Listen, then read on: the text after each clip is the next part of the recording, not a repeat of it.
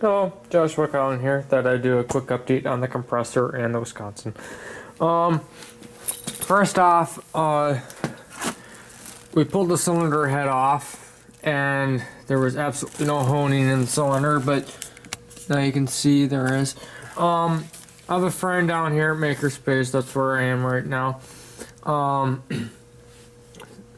And he used to work on large diesel engines that were 23 inches in diameter and had a stroke of like 42.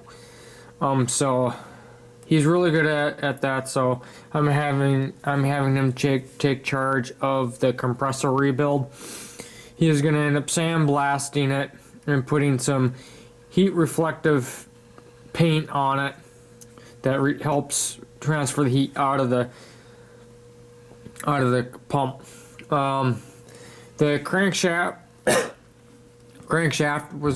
was scored. He also did a polish on that, and as you can see, the connecting rods, they're also scored. And there was some galling on it, and that's what he thinks is there was no clearance for the oil whatsoever, and he's going to end up putting a 3 to 4 thousandths clearance on the connecting rods in order to help the oil film. And this guy works at Fraser Shipyards, and another guy who works at Fraser Shipyards, he's a master welder. I am going to have him build the bracket for the pump. I know I could do it, but he'll be good at it, and I just want it done. I did trade him his services for this compressor pump for the Generac IX 2000 generator. He has a little Sportsman 1000 water that he's getting going, and I figured it's a fair trade. He does all the work on this, gets the pump where it needs to be for long life, even though this pump is from the 1960s. That's my guess. So that way I know the pump is where it should be. We had a cylinder hone here down at Makerspace. He roughed it up a little bit, and I helped him spray WD-40 into the cylinders to help lubricate the stones. This one, as you can see, kind of has oil on top. And what he thinks is, since there was no honing, the piston rings weren't really even doing its job.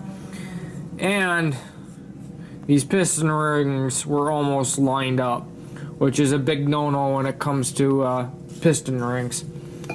There is a little ridge, more like a mark on the, like a small wear part on the cylinder. Not too bad. Of course, this doesn't have fire in it, so there isn't that hot environment. There is a warm environment, but not combustion. As you can see, that is a MagTag engine. We were cleaning out a spot here at Makerspace. Another thing is I repacked the main jet right here on the Wisconsin. What the deal was is that the packing gland was hard and like almost like plastic. It really wasn't a packing material anymore. So I took about a short section like that long of utility twine, and I use that for the packing, and it's a lot tighter. And my guess, that is what will fix that issue with it coming out. If it continues, I got 215, actually more like 210 feet of the utility twine, so I got a lot of packing material. It's about 60. It's number 18, which is about 60 thousandths thick utility twine, and the packing material, the packing that was in there was about 69 thousandths for one side. the thickness of the inner and outer diameters. So that's ready to go. That's really all I need to do with that, and I'll end up doing an oil change. So that way that's all set. That is my friend Ron's who helped me with the compressor pump. He's sticking this in a little empty cat, like a Argo all-terrain. That is a Polaris 400 twin cylinder, puts about 65 versus 30 for the Argo. It's not an Argo brand, it's the other Argo cat or Amphicat or however you say it. So that's his. He's a very interesting guy, I can tell you that much. So not much has also changed. That is a hydraulic tank that came off a old bank loading ramp. There was a electric motor and pump. I got the pump off this, and I'm gonna, if I end up putting hydraulics on the tractor, that'll be the tank that I'm going to use. I will probably have to put a baffle in it, but I haven't decided if I'm going to end up putting hydraulics. I might put a linear actuator instead. So if I don't end up using it, I'll probably find something that I can use that hydraulic tank for. I got more junk under here, sorry for the light.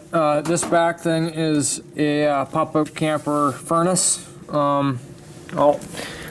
Again, I grabbed it because it was free. It's propane, so I'll probably end up using it for something. So that's just a general update. I did get a new laptop, a Asus Tough Series with AMD Ryzen 7, 8 core with Nativity GTX or Nivea GTX 1660 Ti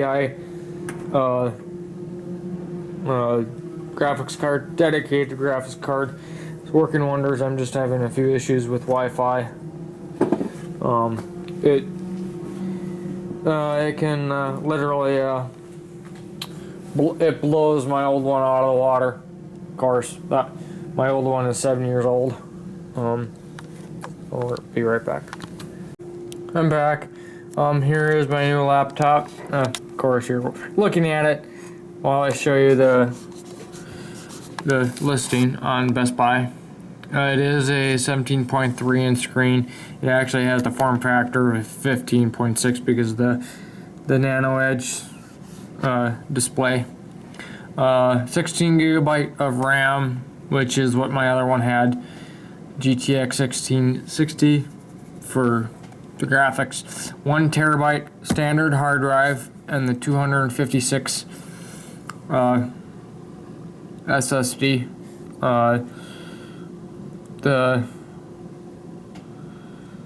Let's see. The processor speed is 2.3 gigahertz, which is 0.3 above what my old one is, but it is a 8 core. It is a tough 705DU series. It's 64-bit. It has one USB 2.0, which I have my mouse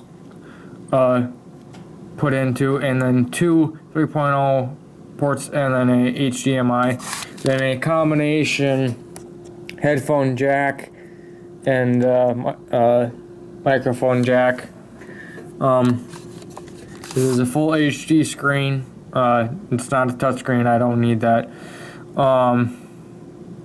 It has. Sorry. According to this, it does have a media card reader. I'll have to double check on that. It is DDR4, which my other one was. 6 gigabyte uh, graphics RAM. That's this one. This one battery lasts about 3 hours, which is not too bad. Maybe 4 if I stretch it. When it's 100%, it says about 5 hours.